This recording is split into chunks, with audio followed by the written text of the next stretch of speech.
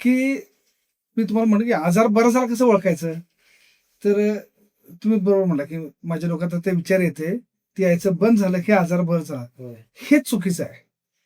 असं कधी होऊ शकणार नाही की आपल्या डोक्यात विचार यायचं बंद झालं. विचार आला, खरं मी त्या विचाराला व्हॅल्यू दिली नाही आणि मी नॉर्मल वागलो, हे म्हणायचं बरं झालं. हां. लक्षात इग्नोर आलं? केलं त्या गोष्टीने. हां. आता समजा जाताना माझ्या मला विचारला, "आज हेल्मेट नाही आहे, ॲक्सिडेंट झाला तर." विचार येणं नैसर्गिक आहे. निगेटिव्ह विचार प्रत्येक माणसाला येते.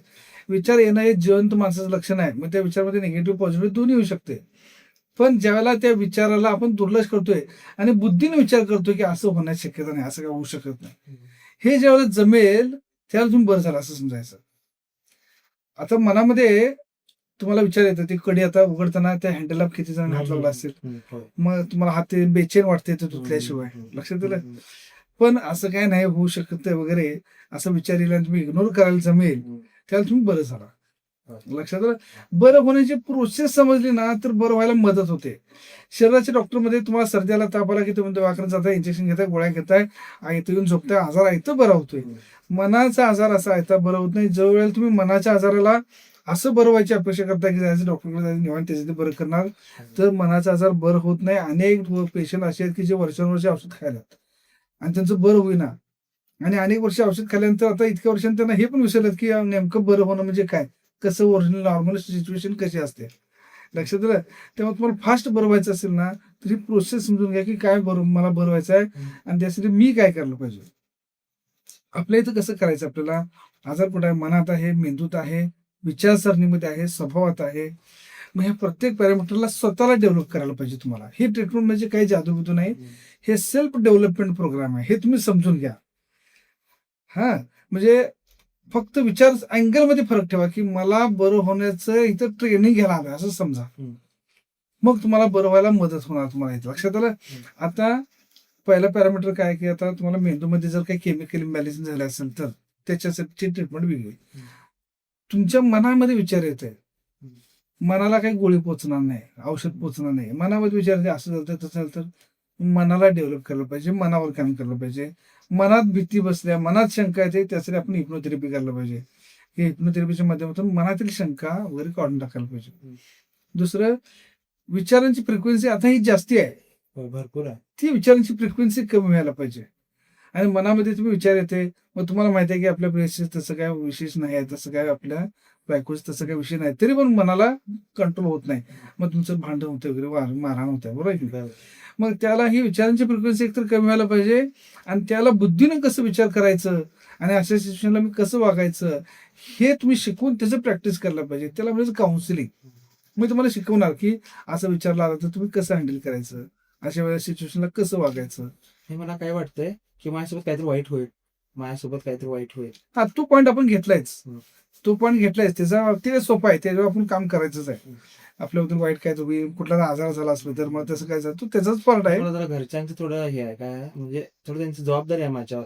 मी एकटाच असल्या कारणानं मला काय झालं तर त्यांचं काय होईल, त्यांचं आयुष्याचं काय आहे, म्हणजे त्यांचं आयुष्याचं जगण्याचा पॉईंट. तो हा जो पार्ट आहे, हे टप्पे समजा. पहिला पार्ट काय आहे की आपल्या बाबतीत वाईट काहीतरी झालं तर हा, मग त्याची पुढची पायरी, मग वाईट झालं तर मग असं होईल नुकसान. मग तसं झालं तर मग घरच्यांचं काय होणार, मग घरच्यांचं पोरांचं कोण, घरच्या आई वडिलांचं कोण, मग त्यांना कोण बघणार. ही साखळी आहे. आपल्याला साखळी होऊ द्यायची नाही, साखळी डिस्कनेक्ट करायची आहे. लक्षात आलं? लिंक कधी विचार निगेटिव्ह विचारांची लिंक होऊ द्यायची नाही. मग ते वाईट विचार वाईट झालं तर असं झालं तर तसं झालं तर मग त्याचं शेवट मग असं कशाला जीवन असं येते. लक्षात आलं?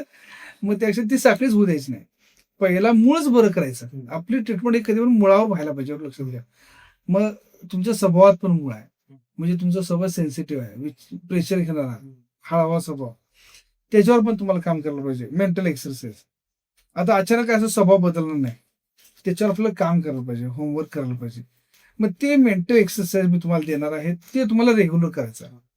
हा, मेंटल जिद्द ठेवा की मला बरं व्हायचं आहे आणि मला स्वतःवर काम करायचं आहे. हा, ही एक कार्यशाळा समजा, मेंटल एक्सरसाइज किंवा मेंटल जिम समजा. मी तुम्हाला होमवर्क देतो, ते रोज करा. सेल्फ हिप्नोसिस शिकवतो, रोज करा, जिद्दीनं करा, चिकाटीनं करा. मनात विचार येते त्याच्यासाठी पण आपल्याला विचारसरणी हँडल करायला काउन्सिलिंग करायचं आहे. मनामध्ये शंका येते, निगेटिव्ह विचार येते, त्यासाठी आपण हिप्नोथेरपी करणार आहे. मेंदूसाठी पण ट्रीटमेंट करणार आहे. सगळ्या पॅरामीटरला आपल्याला ट्रीटमेंट करायचं आहे आणि हळूहळू तुम्ही बरं होत जाणार. लक्षात आलं. विचार यायचं बंद झाला म्हणजे मी बरं झालो असं नाही. पहिली पायरी काय होणार, विचार येणारच. हम्म. विचारला जो त्रास होतो की नाही तो पहिला कमी होणार. लक्षात त्या आलं. गोष्टीला इग्नोर करायला तो स्टेप बाय स्टेप होणार. तुम्ही काय मुद्दाम करत नाही. होय. आता काय तुम्ही मुद्दाम करत नाही. बरं व्हायचे 4 पायऱ्या आहे. तुम्ही कुठं लिहिलंय. आता समजा पहिली पायरी लक्षण आहे बघा, इथे लिहिले. हा. लक्षण काय तुमची, भीती वाटली की धडधडणे, हा, बेचैन वाटणे. बीपी मध्ये बीपीच वाढाल ती हा हा ही सगळी लक्षणं आहेत ना. तुमचं असलं तर बीपीची गोळी चालू करायला मला बरोबर.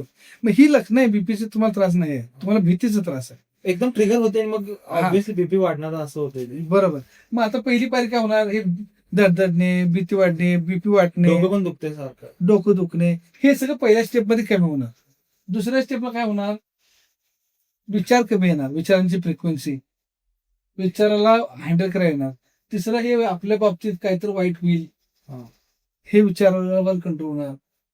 हे आता यांचे लक्षण वेगळे. असं तुमचं त्या विचार स्टेप बाय स्टेप तुमचे कमी होत जाणार आणि मग त्याला तुम्हाला कळणार की मी नॉर्मल वागायला लागलोय. विचार व्हायचं बंद हे पॅरामीटर लावला तर तुम्हाला जास्त जाणवेल की अजून विचार येतेच, अजून विचार येतेच. विचार येते खरं, मला दुर्लक्ष करा येते. आणि ज्यावेळेस तुम्ही विचारात दुर्लक्ष करायला शिकाल त्याला तुम्ही बरं झाला. विचार येतच राहणार, पण आपण भीतीला व्हॅल्यू दिली नाही. भीती ही कुत्र्यासारखं असते. कुत्रं म्हणजे काय, की जर कुत्रं तुमच्या अंगावर आणि कुत्र्याचं घेऊन तुम्ही मागं पळाला की कुत्रं अंगावर येते, आणि जर तुम्ही कुत्र्याच्या अंगावर गेला की कुत्रं मागं पळते. सेम भीती तशी आहे. तुम्हाला तेच जमायला पाहिजे की कुत्र्याच्या अंगावरचं आहे. आता कुत्र्याचं एक उदाहरण सांगतो मी. कुत्री मोठी मोठी डॉबरमॅन, ही जर्मन शेपर्ड अशी अंगाखांद्या खेळलेली माणूस आहे.